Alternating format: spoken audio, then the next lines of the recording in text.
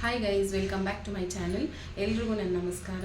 ನಾನು ಈ ವಿಡಿಯೋ ಮಾಡ್ತಾ ಇರೋದಕ್ಕೆ ಕಾರಣ ಏನು ಅಂತಂದರೆ ಸೌಜನ್ಯ ಅವ್ರ ಕೇಸು. ಕರ್ನಾಟಕದಲ್ಲಿ ಮನೆ ಮನೆ ಮಾತಾಗಿ ಎಲ್ಲ ಕಡೆ ಸಂಚಲನ ಮೂಡಿಸಿ ಸೋಷಿಯಲ್ ಮೀಡಿಯಾದಲ್ಲೆಲ್ಲ ಟ್ರೋಲ್ ಆಗಿರುವಂಥ ಒಂದು ಸೌಜನ್ಯ ಅವರ ಮಾತು. ಸೌಜನ್ಯ ಅನ್ನೋ ಹೆಸರು ಕೇಳಿದ್ರೇ ಭಯ ಆಗುತ್ತೆ, ಒಂಥರ ಸಂಕಟನೂ ಆಗುತ್ತೆ. ನಿಜವಾಗ್ಲೂ ಅವ್ರು ಪಟ್ಟಿರುವಂಥ ಕಷ್ಟಗಳನ್ನೆಲ್ಲ ನೆನೆಸ್ಕೊಂಡ್ರೆ ಒಂಥರ ಹಿಂಗೂ ಇರುತ್ತಾ ಅಂತಲೂ ಅನಿಸ್ಬಿಡತ್ತೆ. ಈ ಎಲ್ಲ ಇನ್ಫಾರ್ಮೇಷನ್ನು ಕಲೆಕ್ಟ್ ಮಾಡಿ ಒಂದು ವಿಡಿಯೋ ಮಾಡಿ ಜನರ ಮನೆ ಮೂಲೆಗೂ ತಲುಪಿಸಿರುವಂಥ ಸಮೀರ್ ಅವ್ರಿಗೆ ಹ್ಯಾಟ್ಸ್ ಆಫ್ ಅಂತಲೇ ಹೇಳ್ಬೋದು. ಆದಷ್ಟು ಬೇಗ ಸೌಜನ್ಯ ಅವ್ರಿಗೆ ಜಸ್ಟಿಸ್ ಸಿಕ್ಕಲಿ ಅಂತ ಅಂದ್ಬಿಟ್ಟು ನಾವು ಆಸೆ ಪಡ್ತೀವಿ. ನಾನು ದೇವರಲ್ಲಿ ನಿಜವಾಗ್ಲೂ ಪ್ರೇಯರ್ ಮಾಡ್ಕೊತೀನಿ, ಆದಷ್ಟು ಬೇಗ ಸೌಜನ್ಯ ಅವ್ರಿಗೆ ಜಸ್ಟಿಸ್ ಸಿಕ್ಕಲಿ.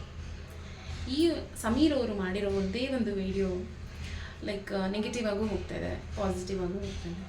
ಯಾರ್ಯಾರು ಪಾಸಿಟಿವ್ ಆಗಿ ತೊಗೊಂಡು ಸೌಜನ್ಯ ಅವ್ರಿಗಾಗಲಿ ಸಮೀರ್ ಅವ್ರಿಗಾಗಲಿ ಸಪೋರ್ಟ್ ಮಾಡ್ತಿದ್ದೀರಾ ಅವ್ರಿಗೆಲ್ಲ ನಿಜವಾಗ್ಲೂ ಧನ್ಯವಾದ. ಯಾರ್ಯಾರು ನೆಗೆಟಿವ್ ಆಗಿ ತೊಗೊಂಡು ಹೋಗ್ತಾ ಇದ್ದೀರಾ ಅವ್ರಿಗೆ ನಾನು ಕೇಳೋ ಒಂದೇ ಒಂದು ಪ್ರಶ್ನೆ, ನೀವು ಮನುಷ್ಯರ? ನಿಮ್ಮನೆ ಹೆಣ್ಮಕ್ಳಿಗೆ ಈ ಥರ ಆಗಿದರೆ ನೀವು ಸುಮ್ಮನೆ ಇರ್ತಾ ಇದ್ದೀರಾ?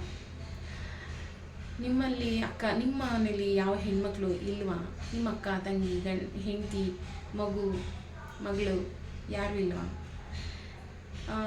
ಅಕಸ್ಮಾತ್ ಆ ಥರ ಏನಾದರೂ ಆದರೆ ನೀವು ನ್ಯಾಯ ಕೇಳುವಂಥವ್ರು ಹಿಂದೂನೇ ಆಗಿರ್ಬೋದು, ಮುಸ್ಲಿಮೇ ಆಗಿರಬೇಕು, ಕ್ರಿಶ್ಚಿಯನ್ನೇ ಆಗಿರಬೇಕು ಅಂತಂದ್ಬಿಟ್ಟು ಹೇಳ್ತೀರಾ? ನಿಜವಾಗ್ಲೂ ಎಷ್ಟೋ ಕ್ವೆಶನ್ಸ್ ಬರುತ್ತೆ. ಇವಾಗಲೂ ಅಂಥ ಜನ ಇದ್ದಾರಾ ಅಂತ ಅನಿಸುತ್ತೆ. ಇಲ್ಲ, ಅವ್ರಿಗೆಲ್ಲೂ ಧರ್ಮದ ಬಗ್ಗೆ ಆಗಲಿ, ಜಾತಿ ಬಗ್ಗೆ ಆಗಲಿ ಅಥವಾ ಕ್ಷೇತ್ರದ ಬಗ್ಗೆ ಆಗಲಿ ಮಾತಾಡಿಲ್ಲ. ಅವರು ಕೇಳಿರೋದು ಬರೀ ಸೌಜನ್ಯಗಾಗಿರುವಂಥ ಒಂದು ಅನ್ಯಾಯಕ್ಕೆ ಜಸ್ಟಿಸ್ ಅಷ್ಟೇ. ಒಂದು ಸಲ ಸೌಜನ್ಯ ಅವ್ರ ತಂದೆ ತಾಯಿ ಜಾಗದಲ್ಲಿ ನಿಂತ್ಕೊಂಡು ನೋಡಿ ಎಷ್ಟು ಹೊಟ್ಟೆ ಹೊಡೆದಿರುತ್ತೆ ಅವ್ರಿಗೆ ಅಂತ ಅಂದ್ಬಿಟ್ಟು, ಅವ್ರು ಪಟ್ಟಿರುವಂಥ ನೋವೆಲ್ಲ ಹೇಗಿರುತ್ತೆ ಅಂತಂದ್ಬಿಟ್ಟು ಕಣ್ಮುಂದೆ ಮಗಳಿಗಂಗಾದಾಗ ಯಾವ ತಂದೆ ತಾಯಿ ತಾನೇ ಸುಮ್ಮನೆ ಇರ್ತಾರೆ? ಅಪ್ಪ ನಿಜವಾಗ್ಲೂ ಆ ಥರ ಎಲ್ಲ ಮಾಡ್ತಾರಲ್ಲ, ಅವ್ರ ಮೈಂಡ್ಸೆಟ್ ಹೆಂಗಿರುತ್ತೆ ಅಂತಲೇ ಹೇಳೋಕ್ಕಾಗೋದಿಲ್ಲ, ಗೊತ್ತಿಲ್ಲ ಹೇಗಿರುತ್ತೆ ಅಂತಂದ್ಬಿಟ್ಟು. ನಿಜವಾಗ್ಲೂ ಅವ್ರಿಗೆ ಶಿಕ್ಷೆ ಆಗಲೇಬೇಕು. ದೇವರು ಅಂತ ಒಬ್ಬರು ಇದ್ದರೆ ನಿಜವಾಗ್ಲೂ ಹಾಗೇ ಆಗುತ್ತೆ. ಅಫ್ಕೋರ್ಸ್ ಅವ್ರ ಪಾಪದ ಕೂಡ ತುಂಬದ ಮೇಲೆ ಅವ್ರಿಗೆ ಆ ಒಂದು ಶಿಕ್ಷೆ ಆಗೇ ಆಗುತ್ತೆ ಅಂತ ಅಂದ್ಬಿಟ್ಟು ನಾನು ನಂಬಿದ್ದೀನಿ. ಇನ್ನೊಂದೇನು ಹೇಳಬೇಕು ಅಂತಂತಂದರೆ, ಆದಷ್ಟು ನಿಮ್ಮ ಮಕ್ಕಳನ್ನ ನೀವೇ ಪ್ರೊಟೆಕ್ಟ್ ಮಾಡ್ಕೊಳ್ಳಿ. ಈ ಕೇಸು ಆಗೋಗ್ಬಿಟ್ಟಿದೆ, ಅವ್ರಿಗೆ ಶಿಕ್ಷೆ ಆಗಬೇಕು. ಅವ್ರಿಗೆ ಯಾವ ಥರ ಶಿಕ್ಷೆ ಆಗಬೇಕು ಅಂತಂದರೆ, ಮುಂದೆ ಈ ತಪ್ಪನ್ನು ಮಾಡಬೇಕು ಅಂತ ಅವ್ರ ಮೈಂಡಲ್ಲಿ ಬಂದ್ರೂ ಈ ಒಂದು ಸೌಜನ್ಯ ಕೇಸಲ್ಲಿ ಆಗಿರುವಂಥ ಪನಿಷ್ಮೆಂಟ್ನ ನೆನೆಸ್ಕೊಂಡ್ರೆ ಅವ್ರು ಆ ತಪ್ಪು ಮಾಡೋಕ್ಕೆ ಹೋಗ್ಬಾರ್ದು. ಅಂಥ ಪನಿಷ್ಮೆಂಟ್ ಆಗಬೇಕು ಅವ್ರಿಗೆ. ಆದ್ರೂ ಎಲ್ಲರನ್ನೂ ನಂಬೇಕಾ, ಯಾರನ್ನು ನಂಬಬೇಕು ಯಾರನ್ನು ಬಿಡಬೇಕು ಅಂತಲೇ ಗೊತ್ತಾಗೋದಿಲ್ಲ. ಸೊ ಆದಷ್ಟು ಕೇರ್ಫುಲ್ಲಾಗಿರಿ, ಎಲ್ಲೇ ಹೋಗಿ ಎಲ್ಲೇ ಬನ್ನಿ ಕೇರ್ಫುಲ್ಲಾಗಿರಿ.